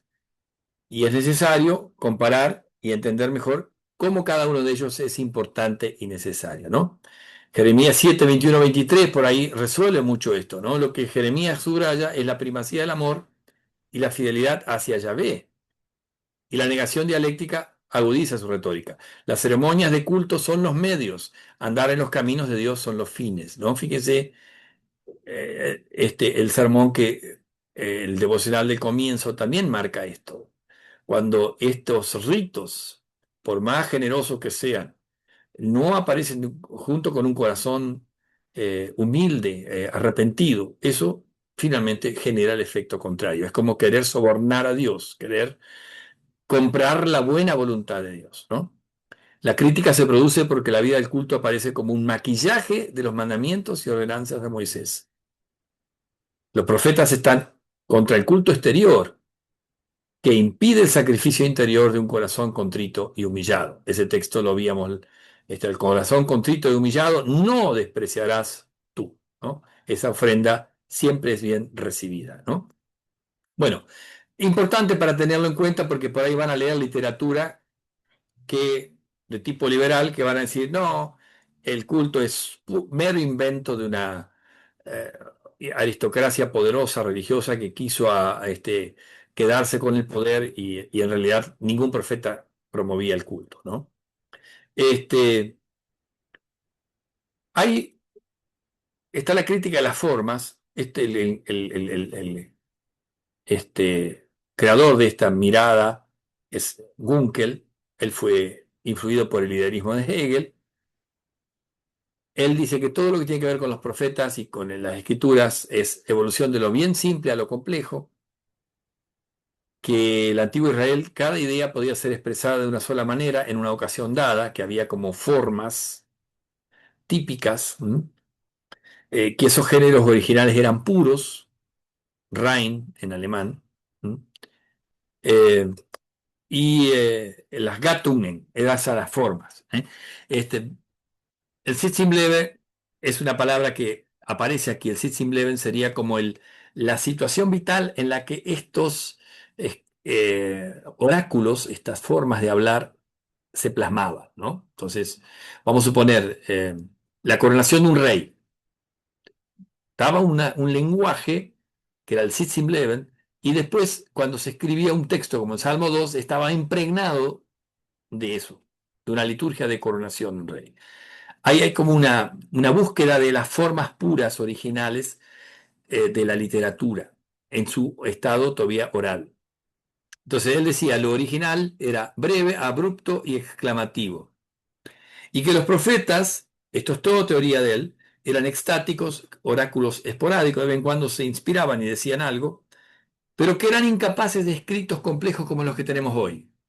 Que entre esos oráculos originarios y después hubo todo un proceso de ampliación, de reescritura, etcétera, que el trabajo de Gunkel es buscar lo puro, lo original, como un arqueólogo busca, qué sé yo, una moneda en un tel, ¿no? En un cerro, ¿no?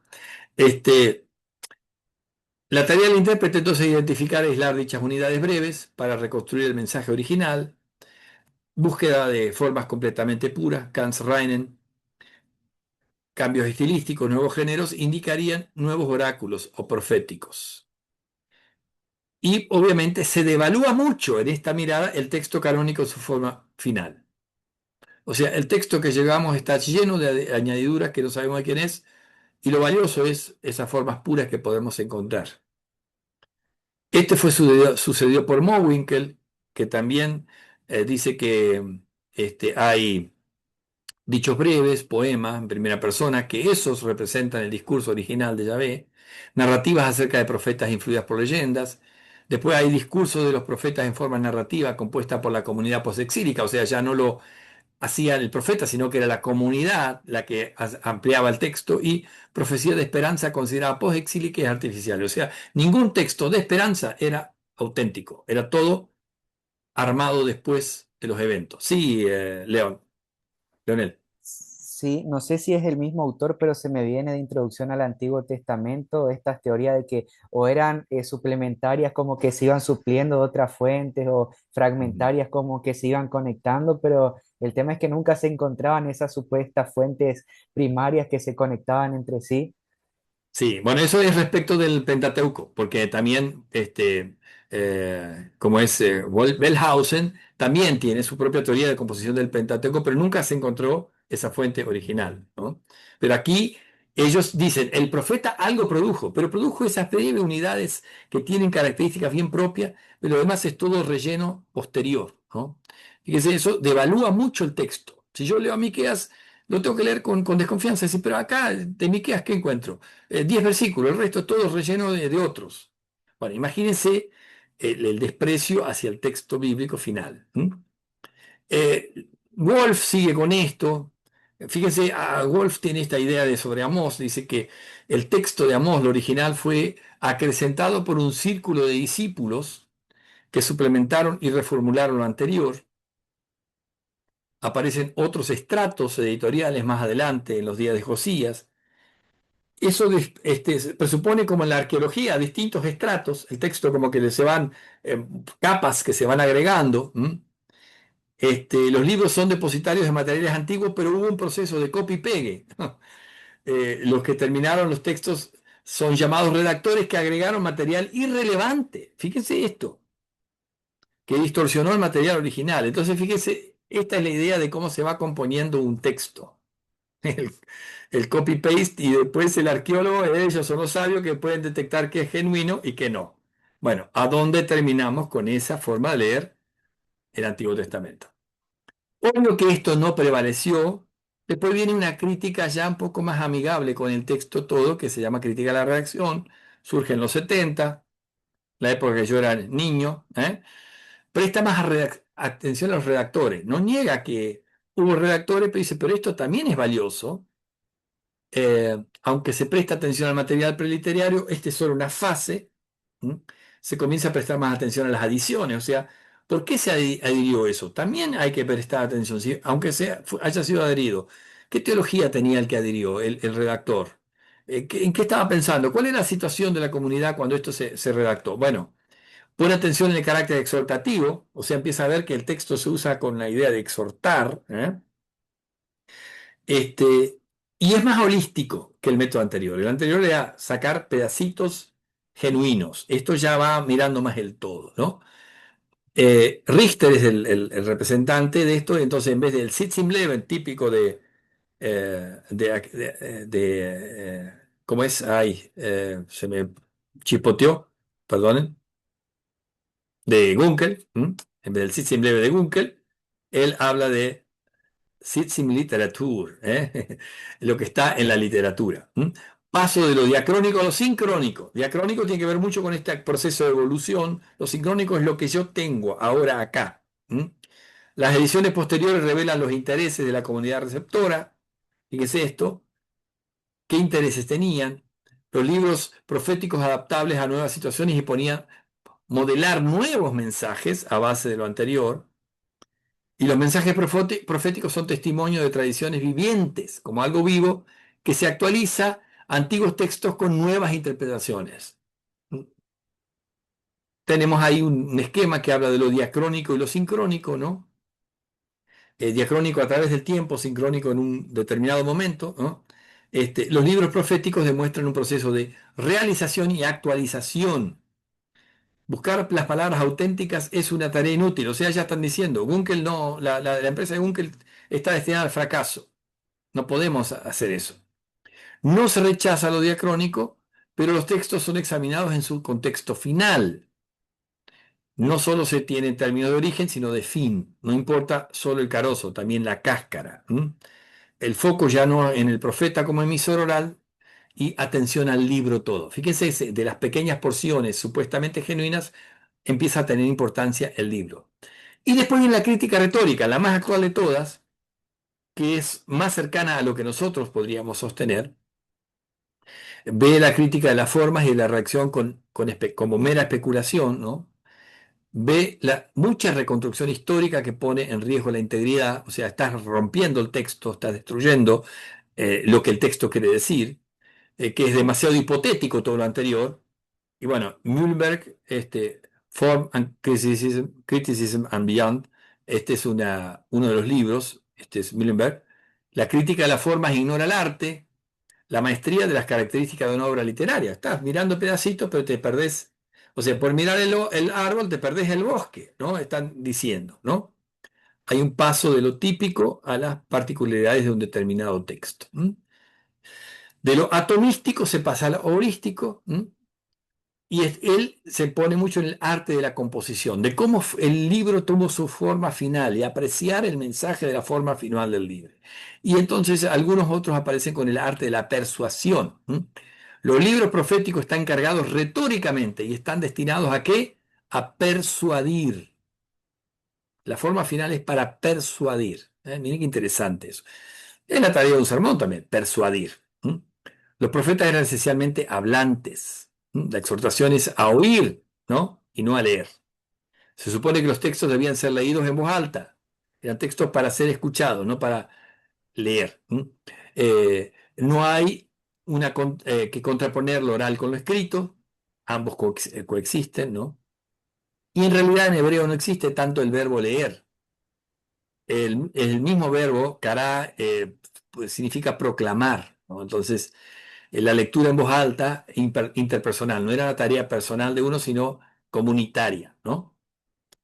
Entonces, este criticismo retórico une la oralidad, la forma literaria, pero también el escenario histórico. ¿Cuál es uno de los fundamentos? Y esto yo lo pido a veces también en los trabajos, capturar la situación retórica original.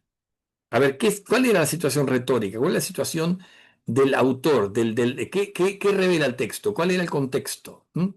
¿Cuál es la situación del pueblo? ¿Cuáles eran sus ansiedades? ¿Cuáles eran sus esperanzas? ¿Cuáles sus frustraciones? ¿Eh? Sus pecados. Situación retórica. Entonces, el texto, y esta es una conclusión de esta interpretación retórica, el texto es arte literario compuesto para la comunicación oral en una determinada situación histórica. Entonces, hay metas persuasivas en mente. Conclusiones. Los prejuicios del criticismo bíblico acerca de su simplicidad crítica, un pasaje de estructura compleja que desvirtúa alguna figura previa, debe sospecharse inauténtico. O sea, fíjense, el criticismo hizo mucho daño. Oráculos, anuncios de destrucción que devienen en una visión esperanzadora del futuro son psicológicamente improbables. Como diciendo, no pudo haber un profeta que anunciara la destrucción, pero al mismo tiempo anunciara la reconstrucción futura. Eso es imposible. Eso es radical en ellos. La crítica de la forma y de la redacción es una empresa llena de peligros, obstáculos y dificultades. Hay mucha suposición. Estos tipos eran muy creativos y muy especuladores, ¿no? Es más la creación de una realidad pasada que el descubrimiento de la misma. Y aquí vamos, la clave de interpretación final del Antiguo Testamento ha de ser ¿quién? Cristo. Apocalipsis 19:10.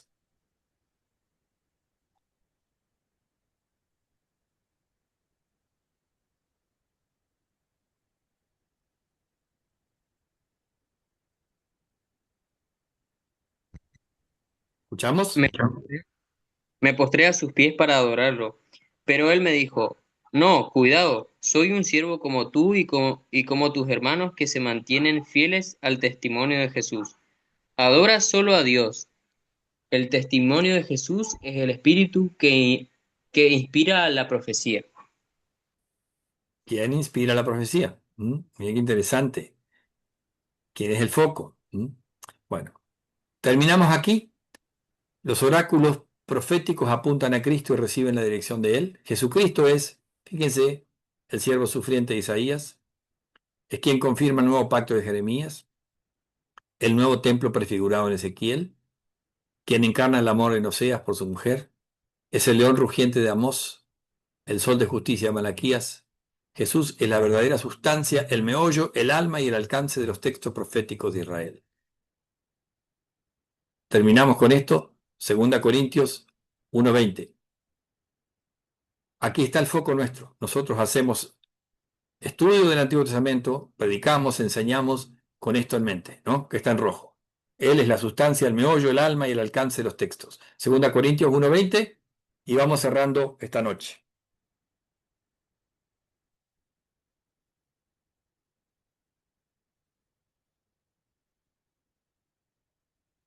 Leo, ¿Dale? porque todas las promesas de Dios son en el sí y en el amén por medio de nosotros para la gloria de Dios. Excelente. ¿Quién es Él? Obviamente, Cristo, ¿no? Bueno, aquí estamos terminando nuestra primera jornada. ¿Qué hemos hecho? Bueno, eh, hemos escuchado un mensaje profético en forma de sermón, hemos repasado los objetivos, hemos visto la definición de profeta, qué distingue al verdadero al falso, todas estas cosas, su llamado, esto de los profetas que han tenido el privilegio de tener acceso al secreto, al consejo de Dios, ¿no? Y esto les dio una perspectiva única, ¿m? Para ver los planes de Dios que confluyen hacia Jesús, ¿m? Este, el aspecto etimológico, la cuestión de si Jesús era un profeta, el pastor como profeta, lo que Lutero dice. ¿M? Y bueno, después empezamos a ver esto de los profetas como personajes raros, los profetas en relación al culto, si había una oposición radical y irreconciliable, o hay que verlo como una prevención del culto ritual vacío, sin justicia, sin arrepentimiento. ¿M? Y finalmente vimos todas estas miradas más bien modernas, algunas tienen algún elemento, por ejemplo, esto de las formas, lo vamos a estar viendo mañana, está bueno observar las formas, pero, o pasado mañana, pero nuestro objetivo no es eso, un trabajo arqueológico de estar sacando capas de texto para encontrar lo genuino debajo, en algún estrato, ¿m? Esa no es la forma, ¿ven? Entonces, critica las formas, la crítica a la redacción y quizá la más cercana a nosotros, la crítica retórica. Bien, gente, no pensaba terminar justo en esta hora, pero así llegamos, el tiempo está acomodado para este contenido. ¿Mm? ¿Alguna cosa que quieran decir? ¿Algo para agregar? ¿Alguna idea que les queda? ¿Por qué no anotan? Y así cerramos tres palabras cada uno en el chat de cosas que quedan como, si se quiere, como síntesis en la cabeza de ustedes. Tres palabras. Y así cerramos. Tres palabras. Como la canción, tres palabritas solas. ¿Mm? Conceptos sueltos.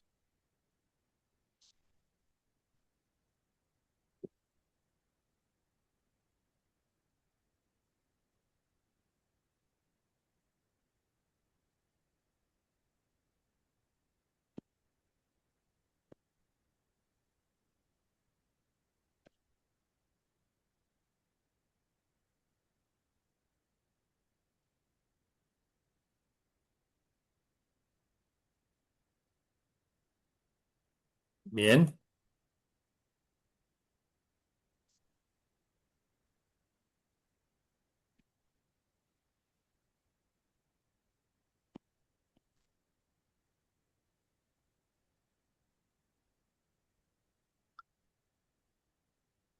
Concilio, rugir, cumplimiento. Bien. Llamado y palabra de Dios. Consejo de Dios, llamado.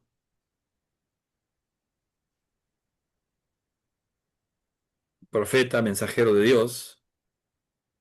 Profecía, palabra, verbo. Los profetas traen interpretación, exhortación y proclamación.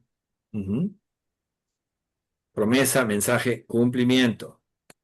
Bien, distintas cosas que nos van quedando. Bien, veo que avanzaron bastante con sus tareas previas y me alegro mucho por ello. Vayan agregando aquellos que todavía no pudieron. Mañana entonces ya ahí vamos a poner el foco ya en un repaso de todos los profetas y vamos a empezar a mirar con lente de cerca a Isaías y su ministerio. Gente, ¿alguno quiere guiarnos en un momento de oración de cierre esta noche? Y ya vamos a descansar, dedicarnos a la familia y confrontar con el nuevo día mañana. Afrontar. ¿Mm? ¿Quién quiere guiarnos en oración? Oro. Dale. Querido y amoroso Dios, te damos infinitas gracias por habernos cuidado un día más, algunos en su trabajo, otros en sus quehaceres diarios y en su familia. También te damos infinitas gracias porque nos permites reunirnos en esta clase donde podemos aprender más sobre tu palabra, interiorizarnos más, profundizar más y conocerte más para poder así proclamar en tu nombre todo lo que tú tienes para el mundo. Pedimos que nos guíes en esta clase, tanto a los alumnos como a los profesores que van a estar guiándonos, para que podamos entre todos aprender y sacar provecho de esta clase para, no para nosotros, sino para tu reino y tu obra que estás haciendo con nosotros.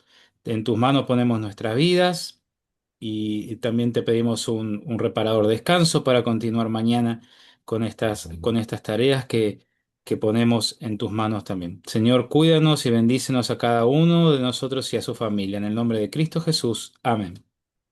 Amén. Bueno, buenas noches, gente. Buenas Amén. noches.